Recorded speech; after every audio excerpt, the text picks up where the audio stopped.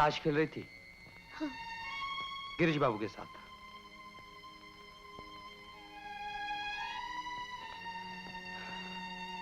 इसी वजह से इधर नहीं आ रही। पढ़ने का इरादा नहीं तो छोड़ दो। मैं तो पढ़ रही थी, चारू की माँ खींच कर ले गई। ये कैसा बचपना है? चारू की माँ मुझे जबरदस्ती खींच कर ले गई थी, जैसे तुम दूध पीती बच्ची हो। मैं खूब समझता हूँ कि तुम वहां घड़ी घड़ी क्यों जाती हो। साफ साफ क्यों नहीं कहती कि तुम्हें वहां जाना अच्छा लगता है? अब खड़ी क्यों? जाओ ताश खेलो। बुलाया क्यों था? मुझे वो अब रो क्यों रही हो? काश तुम समझ सकते।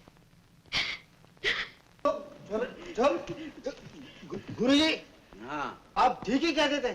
दुनिया एक दिन जरूर आपका ये 8वां सुर मानेगी। क्यों नहीं मानेगी? देखिए, दोनों आपको साइन करने आए। जी हाँ, हमने आपका 8वां सुर सुना भी और उसका कमाल पेपर में भी पढ़ा। कमाल का सुर है। मगर मेरे अजीज, तुम दोनों बहुत लेट आए। क्यों? अरे भाई, वो 8वां सुर तो हम कभी का पीछे छोड़ चुके। अब तो हम 9वें सुर पे आ गए। 9वां? हाँ। वो कौन सा? अरे वाह वाह, सुर गुरु घंटाल जी, ये तो 8वें से भी बढ़कर और चढ़कर है। क्या झटकन जी? आ गए ना झटका? आ गया झटका। देख लो, सब लोग हमारे सब सुर मानने लगे। मानेंगे? क्यों भाई, कौन से शो के लिए आए हो? जी, मैं शो के लिए नहीं आया। दरअसल मैं बहुत मुसीबत में फंस गया हूँ। क्या? मैंने 3 खोलियां किराए पर दी हुई हैं। ना तो किराएदार किराया देते हैं, ना खाली करते हैं।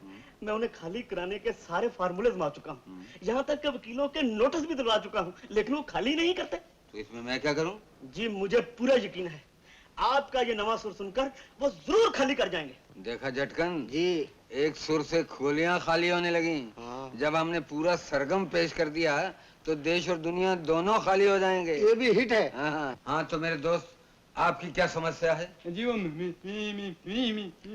झटकन जी, ये तो तुम्हारे से भी ज्यादा झटके खाता है। बहुत टाइम लगेगा। कोई बात नहीं, संगीत विद्या में टाइम लगता है। बोलो भाई। जी, वो मिस्टर लाल ने मुझे हारने की धमकी दी है। दादा बनता है, आप कुछ ऐसा सुर दीजिए जिसे सुनते ही वो मर जाए। फौरन मर जाएगा, मगर उसके लिए हमें 10वां सुर निकालना पड़ेगा। खबरदार, खबरदार, आगे कोई शूर निकाला तो 9 शूर तक तो मैंने पकड़ के रखा था।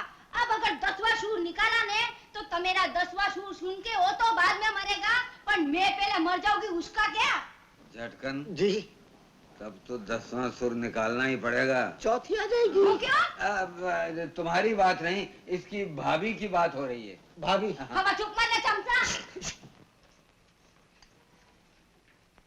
लाइए माँ जी, मैं भिगो देती हूँ। लो, ला बेटे, आलू तो देना।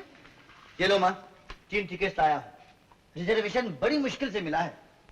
मैं सोचती थी इस साल ना जाऊं, और फिर तुम्हारे पिताजी की तबीयत भी तो ठीक नहीं रहती, न जाने कब दौरा पड़ जाए। और इतने सालों से जा रही हूँ, कुछ फर्क तो पड़ा नहीं। नहीं माँ, जब भी तुम पहाड़ पर जाती हो अच्छी होकर आती हो। महीने भर की तो बात है, और फिर यहाँ हम लोग भी तो हैं। माँ जी, ऐसा कीजिए, आप हो आइए, यहाँ की चिंता मत कीजिए। ललिता, जा अपने मामा से पूछा और कपड़े रख दे। अच्छा माँ। माँ, मैं तैयारी करवाता हूँ। अविनाश, ललिता के लिए एक नई शाल मंगवा दे। ठीक है माँ, मंगवा लेता हूँ। पहाड़ पे जा रही है, बेचारी के पास गर्म कपड़े भी तो नहीं है। मामा, हाँ जी। वो माँ जी पिछले साल की तरह पहाड़ पर जा रही हैं। जरूर 3 टिकट मंगवाए होंगे। वो कह रही थी। हाँ हाँ, तू और माँ जी 2 थोड़े ही हो। वो तेरे बगैर जा नहीं सकती, और तुझे जाना भी चाहिए। पिताजी, पिताजी, पिताजी, मेरी लड़की की शादी इसी महीने करनी पड़ेगी। जरा पंचांग देख के बताइए कौन सा दिन ठीक रहेगा, तो शराध लग जाएंगे। ओहो, तो क्या हुआ, शराध के बाद कोई शुभ दिन देख के निकाल लेंगे। ना बाबा ना, जवान बेटी को मैं ज्यादा दिन घर में नहीं रखूंगी। लोग क्या कहेंगे, बिरादरी में मजाक उड़ाना है क्या? जितनी जल्दी हाथ पी लेंगे उतना ही अच्छा है। अभी से दादी मुँह बनी जा रही है। लड़ो मत, लड़ो मत, बैठो बैठो, देखता हूँ। तो तुम्हारी कन्या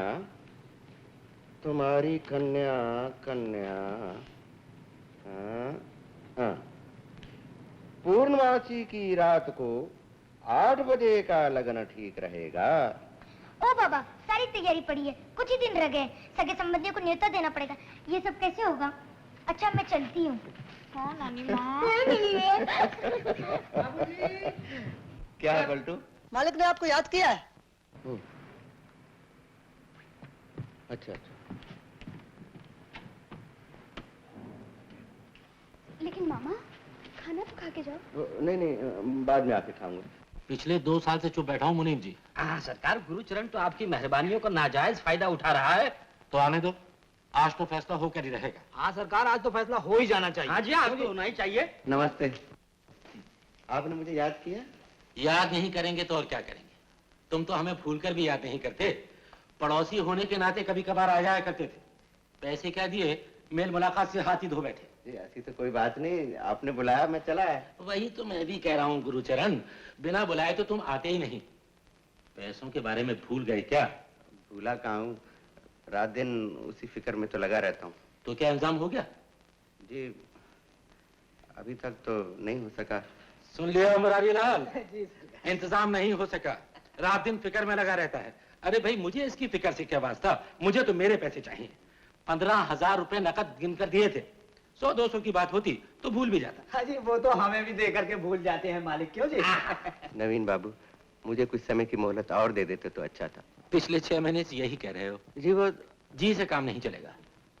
सुन लो गुरुचरण, 7 दिन के अंदर रकम नहीं चुकाई तो मुझे तुम्हारा मकान नीलाम करवाना पड़ेगा। फिर मुझे कुछ नहीं कहना पड़ेगा। तो मुरारी लाल। जी हाँ सरकार, फिर तो ऐसा करना ही पड़ेगा सरकार। आखिर कब तक बर्दाश्त करते रहेंगे आप? नहीं, साहब बड़प्पन है कि अब तक खामोश रहे। तो कब की नीलामी करवा देते? क्यों भाई?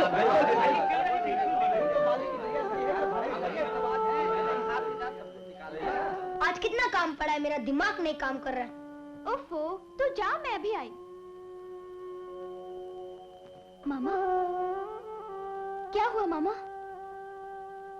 ताऊजी ने कुछ कहा क्या? हाँ?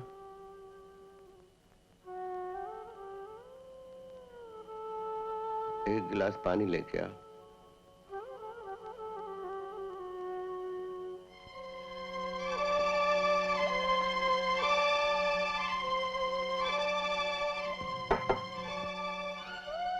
गिरीश, आओ भाई आओ, बैठ। क्या बात है, आज आप परेशान नजर आ रहे हैं? दफ्तर में कोई सी बात तो नहीं हुई? नहीं नहीं, ऐसी तो कोई बात नहीं। मामा,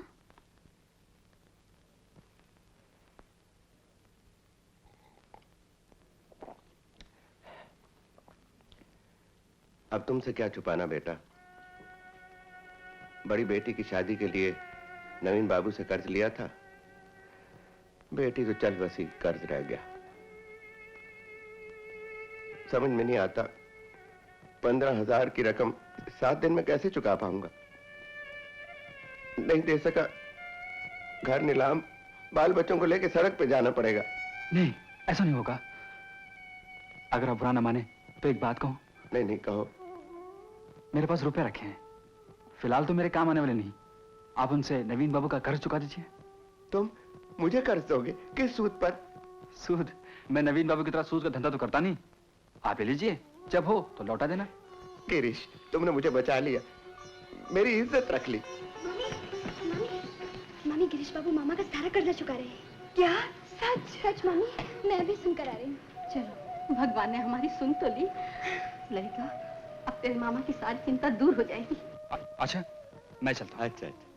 हाँ, मैं जो आपसे कहने आया था वो तो भूल ही गया। क्या? ललिता जी के बारे में लड़के के लिए कहा था ना। हाँ हाँ, वो लोग लड़की देखना चाहते हैं। तो ठीक है, भी कह दो उनसे, कभी भी देख सकते हैं। लेकिन सुना है ललिता जी शायद बाहर जा रही हैं। जा तो रही है, लेकिन नहीं नहीं भाई, ये काम ज्यादा जरूरी है, मैं उसे रोक लूंगा। ऐसे रिश्ते बार बार थोड़े ही मिलते हैं। अच्छा, मैं चलता हूँ। अच्छा। मुन्नी की माँ, अरे सुनती हो? मैंने सब सुन लिया, ललिता ने मुझे सब बता दिया। देखो ना, मैं तो सोच ही नहीं पाता था कि इतनी जल्दी कर्जा कैसे चुका पाऊंगा। भगवान ने गिरीश को भेज दिया इस काम के लिए। बस। क्या बात है यार, कुछ परेशान नजर आ रहे हो? हाँ यार, बात कुछ ऐसी ही है। क्या है, हमारे पड़ोस में एक साहब रहते हैं। अच्छा। अगर वक्त पर पैसों का इंतजाम नहीं हुआ तो बेचारे का मकान नीलाम हो जाएगा। तो इसमें परेशानी क्या बात है? तुम अपने पिताजी से लेके दे दो। नहीं, मैं पिताजी से नहीं मांगना चाहता। समझा। तुम्हें कितने पैसे चाहिए? यही 15,000 रुपए। 15,000।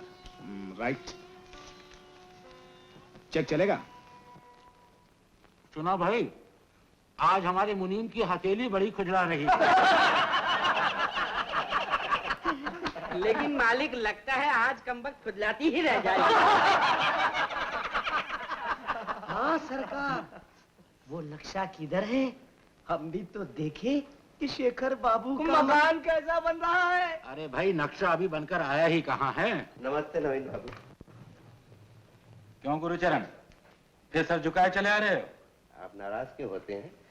मैं पैसे ले आया। हाँ?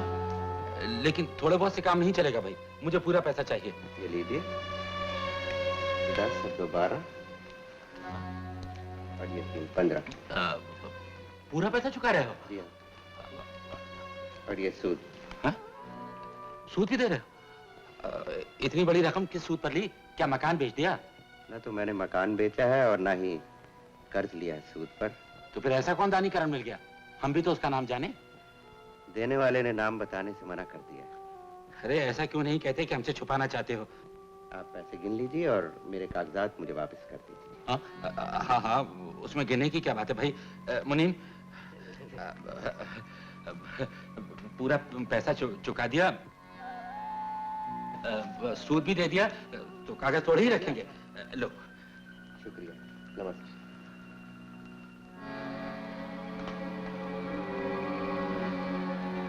कैसा मुंह पर जूता मारकर चला गया। सरकार, अब तो ये गुरचरण हम लोगों के साथ बैठना भी मुनासिब नहीं समझता। और तुम सब लोग यहाँ बैठे हुए छक मार रहे हो। चलो भाई, जाओ। सरकार, आप कहें तो मैं उस दानी का पता लगाऊं? मालिक, हथेली की खुजली। पिताजी, मैं मकान का नक्शा लाया। ऐसा करो अविनाश, इसे फ्रेम में लगाकर अपने कमरे में टांग लो। जी जी।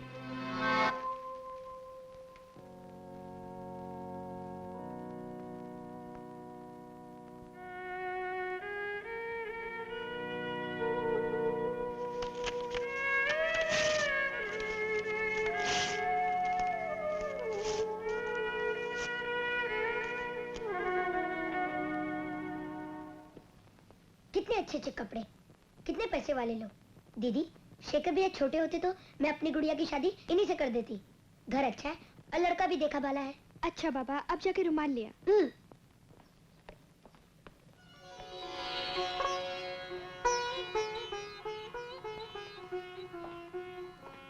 लो। ओ, तुमने सूटकेस अभी से तैयार कर लिया? जाना तो परसों है। कल तुम अपने कपड़े लाकर इसी में रख देना। दीदी तो नहीं जा सकती। नहीं जा सकती? क्यों? हाँ, वो मामा जी कह रहे थे कि। क्या कह रहे थे मामा जी?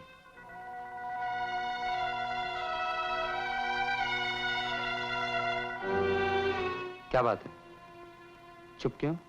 शेखर भैया, आप ही सोचिए, दीदी अपनी शादी की बात कैसे बोल सकती हैं? शादी? आपको कुछ नहीं मालूम शेखर भैया? गिरीश बाबू ने दीदी के लिए लड़का ढूंढा है और दीदी की शादी के लिए सारा खर्चा भी कर रहे हैं। कितने अच्छे ने गिरीश बाबू, है ना शेखर भैया? हाँ, बाबूजी कह रहे थे गिरीश बाबू अगर ताऊजी का कर्जा ना चुकाते तो हम सब फुटपाथ पे होते। शेखर भैया, आप क्या सोच रहे हैं? कुछ नहीं मुन्नी, जा एक गिलास पानी लिया। अच्छा।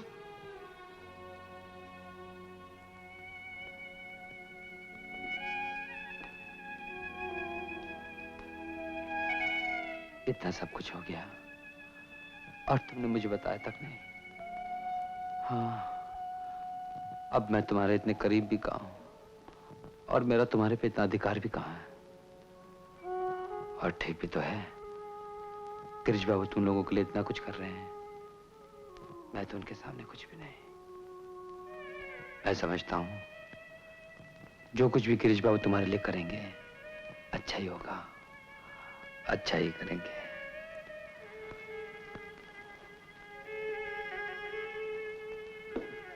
अब तुमसे ये नहीं हो पाएगा। मेरी जरूरत की चीजें कौन कौन सी हैं शायद तुम ये भी भूल गई होगी। अब तुम्हारे बाद मुझे ये याद करके रखना पड़ेगा।